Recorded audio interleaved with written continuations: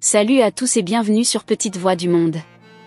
Je suis Agathe, votre guide dans ce voyage fascinant à travers les histoires inspirantes et extraordinaires entre parents, enfants et citoyens du monde entier. Aujourd'hui, nous avons une histoire inspirante et pleine d'émotions à vous raconter. Celle de Maïmouna, une jeune femme courageuse, et Arfan, un homme d'affaires brisé par un comportement d'un être cher. Leur parcours, entre trahison et résilience, va vous toucher en plein cœur, et vous montrer la puissance du pardon et de l'amour véritable. Avant de plonger dans cette incroyable histoire, n'oubliez pas de liker la vidéo, de vous abonner pour ne rien manquer, et de partager autour de vous pour nous aider à faire grandir cette magnifique communauté.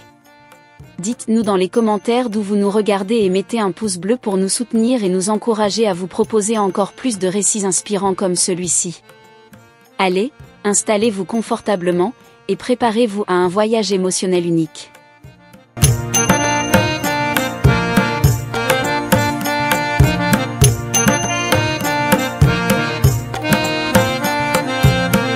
Il était une fois, dans une ville d'Afrique, vivait une jeune femme belle et très intelligente nommée Maïmouna. Maïmouna était jeune, mais elle possédait de nombreuses qualités dignes d'une dame. Elle savait bien cuisiner, s'occuper d'une maison et prendre soin des autres, mais aussi, elle avait un sens des responsabilités remarquable. Maïmouna vivait avec sa mère et ses deux petites sœurs.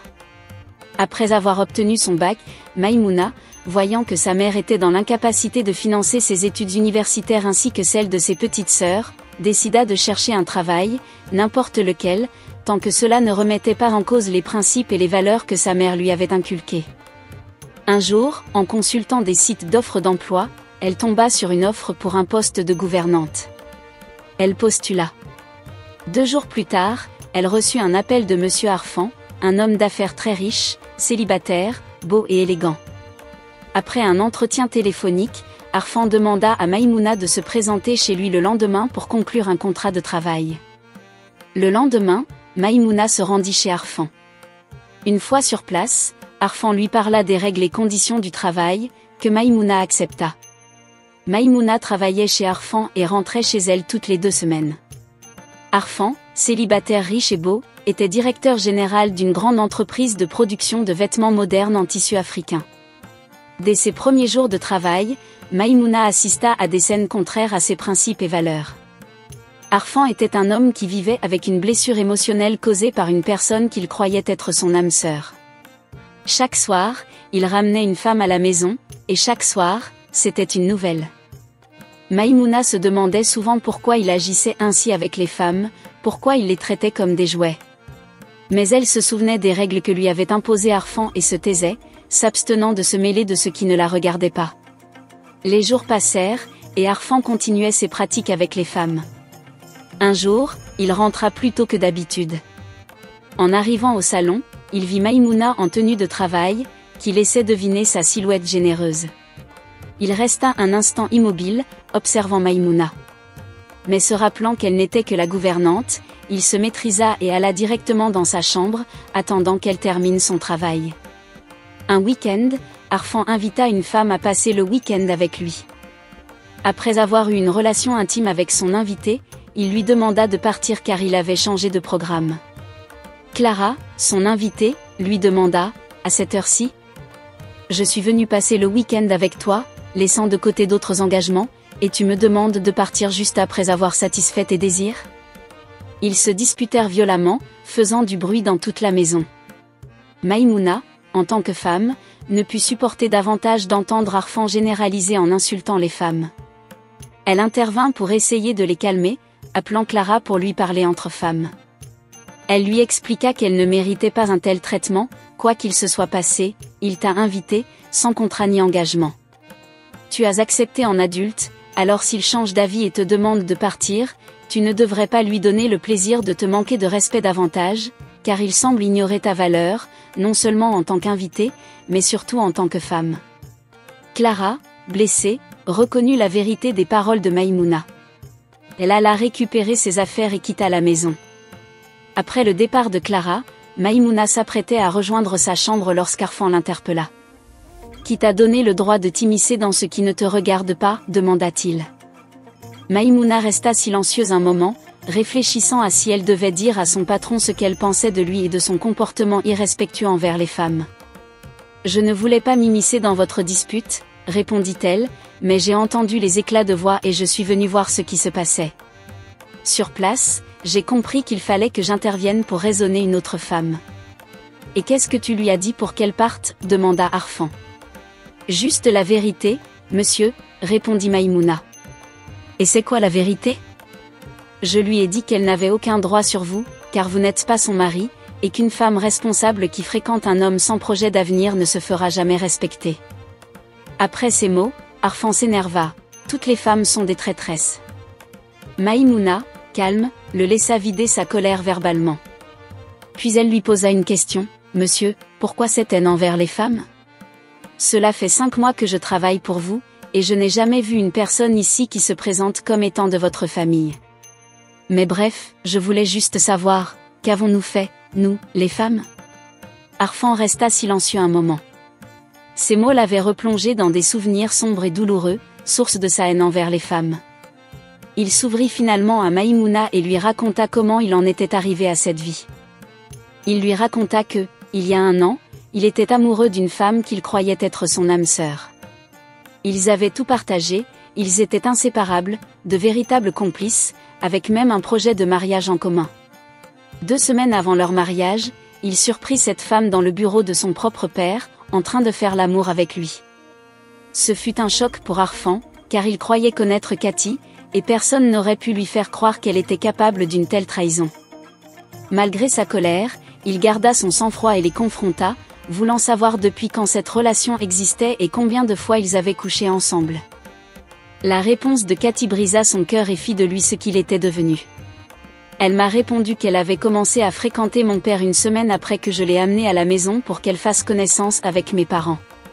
Cela veut dire que cela durait depuis presque le début de notre relation. Le pire, c'est qu'elle était enceinte de mon père, et elle n'avait pas honte de me le dire. Après avoir entendu cela, je suis immédiatement sortie du bureau et allée directement chez moi récupérer mes affaires. J'ai raconté à ma mère ce que son mari avait fait, puis j'ai quitté la maison familiale. Depuis ce jour, je n'y suis jamais retournée. Voilà pourquoi je déteste les femmes, pourquoi je ne fréquente les femmes que pour la satisfaction. Maïmouna, écoutant attentivement, comprit alors pourquoi cet homme vivait dans un tel vide affectif. Mais elle ne le jugea pas. Elle fit preuve d'une grande sagesse, apportant peu à peu de la lumière là où régnait l'obscurité. Avec le temps, une relation d'amitié naquit entre eux.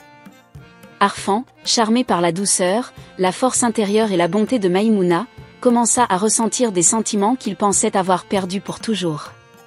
Peu à peu, son cœur se transforma, laissant la place à quelque chose de plus beau, l'espoir d'aimer à nouveau. Un jour, au travail, Maïmouna apporta le repas à Arfan.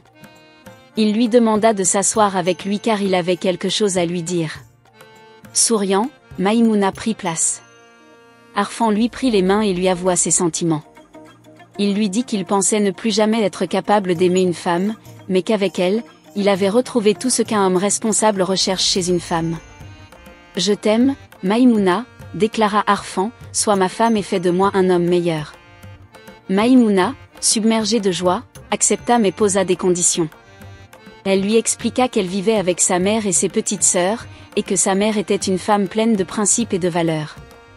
Par conséquent, il devrait assumer cette volonté de faire d'elle sa femme en allant voir sa mère pour lui parler de son intention. L'histoire de Maïmouna et Arfan nous rappelle des leçons profondes sur la vie. Les blessures ne doivent pas dicter notre avenir, et l'amour, lorsqu'il est vrai, a le pouvoir de guérir même les cœurs les plus meurtris. Le respect et la dignité sont les bases de toute relation, et il est important de ne jamais perdre de vue la valeur de chaque être humain, peu importe les difficultés rencontrées. Cette histoire inspire à croire que, même après la trahison la plus cruelle, il est possible de renaître, de se reconstruire et de trouver un amour plus fort, plus vrai, et plus respectueux. Après la demande d'Arfan et la condition posée par Maïmouna, un tournant décisif s'opéra dans leur relation. Arfan, qui n'avait jamais envisagé de fonder une famille après la trahison de son passé, commença à réfléchir sérieusement à ce que cela signifiait. Maïmouna représentait non seulement une femme qu'il admirait et respectait, mais aussi une chance de se réconcilier avec son passé et d'offrir à son futur quelque chose de stable et véritable. Le lendemain, après avoir longuement réfléchi, Arfan décida d'honorer la demande de Maïmouna. Il la raccompagna chez elle pour rencontrer sa mère. Le trajet jusqu'à la maison de Maïmouna fut rempli de nervosité pour Arfan, lui qui n'avait pas eu de figure familiale solide depuis des années. De son côté, Maïmouna, bien qu'émue par la situation, se sentait sereine car elle savait que c'était le moment pour Arfan de montrer son engagement. Arrivés à la maison de Maïmouna, ils furent accueillis par sa mère, une femme sage et respectée dans la communauté. Elle avait élevé Maïmouna et ses deux sœurs avec des principes solides, malgré les difficultés. Maïmouna avait déjà informé sa mère qu'elle ramenait un invité particulier, mais sa mère ne s'attendait pas à voir un homme d'affaires riche et élégant comme Arfan à sa porte. Assis dans le salon modeste, mais chaleureux, Arfan prit la parole. D'un ton respectueux, il expliqua à la mère de Maïmouna qu'il avait été touché par la sagesse et la gentillesse de sa fille, et qu'il souhaitait sincèrement l'épouser. Il évoqua brièvement son passé douloureux, sans entrer dans les détails, mais il précisa qu'il était prêt à faire un pas vers un futur meilleur grâce à Maïmouna. Sa mère l'écouta attentivement, pesant chacun de ses mots. Après un moment de silence, la mère de Maïmouna prit la parole. Elle remercia Arfan pour sa sincérité et lui rappela l'importance des responsabilités qui viennent avec le mariage. Maïmouna est une femme de valeur, et je te fais confiance pour prendre soin d'elle, si tu t'engages vraiment à respecter cette union, dit-elle avec un sourire. Le soulagement dans le cœur d'Arfan était palpable. Il avait passé ce premier test, mais savait qu'il devait encore prouver sa valeur non seulement à la mère de Maïmouna, mais surtout à Maïmouna elle-même. Il s'engagea à devenir un homme meilleur et à offrir à Maïmouna la vie qu'elle méritait. Dans les semaines qui suivirent, Arfan commença à transformer sa vie. Il mit fin à ses relations superficielles avec les femmes et réorganisa ses priorités. Il passait de plus en plus de temps avec Maïmouna, non plus comme son patron, mais comme un homme qui apprenait à aimer sincèrement. Ils partageaient des moments simples, des discussions profondes, et riaient ensemble. Maïmouna apportait la sérénité qu'Arfan n'avait jamais eue. Le jour où Arfan se présenta officiellement avec sa famille pour demander la main de Maïmouna fut un moment émouvant. Il avait fait la paix avec ses parents, notamment avec son père, après des années de séparation. Ce rapprochement était une étape cruciale pour lui, car il lui permit de guérir ses blessures et de tourner la page sur le passé. La cérémonie de mariage fut simple mais remplie d'amour.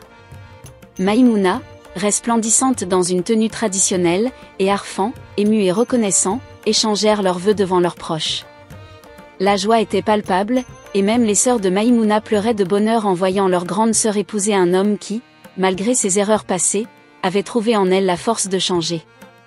Le couple partit ensuite en lune de miel dans un pays lointain, où Arfan, pour la première fois, expérimenta le bonheur pur et sincère d'être avec une femme qu'il respectait et admirait. Leur relation, basée sur l'honnêteté, le respect et la guérison, devint un exemple pour ceux qui les entouraient.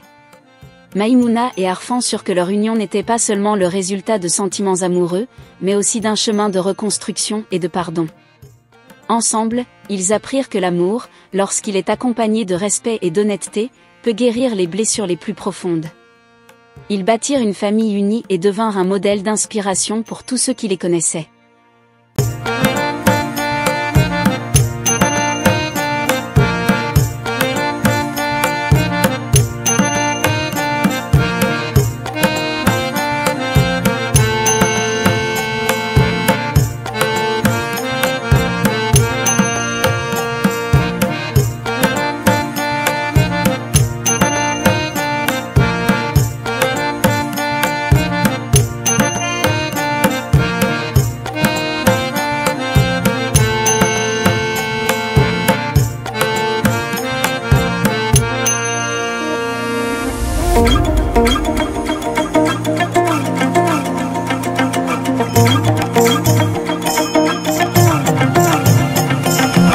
Et voilà, très chers abonnés, nous arrivons à terme de l'histoire de Maïmouna et Arfan qui nous rappelle que même les cœurs les plus blessés peuvent guérir. Arfan, trahi et brisé, a retrouvé l'espoir et l'amour grâce à Maïmouna, une femme pleine de valeur et de compassion. Cette histoire nous montre que la patience, le respect, et la capacité à écouter l'autre peuvent transformer des vies. Avant de partir, si cette histoire vous a touché, n'oubliez pas de liker la vidéo, de vous abonner, et de partager autour de vous. Nous serions ravis de lire vos commentaires sur ce que vous en avez pensé, et n'oubliez pas de nous dire d'où vous nous regardez. Le conseil précieux que nous pouvons tirer de cette histoire est le suivant. Ne laissez jamais les blessures du passé vous priver de l'amour et du bonheur du présent. Apprenez à guérir, à pardonner, et surtout, à donner à quelqu'un d'autre l'opportunité de vous montrer que l'amour sincère existe encore. Merci d'avoir suivi cette histoire avec nous, et à très bientôt pour un nouveau récit inspirant sur Petite Voix du Monde.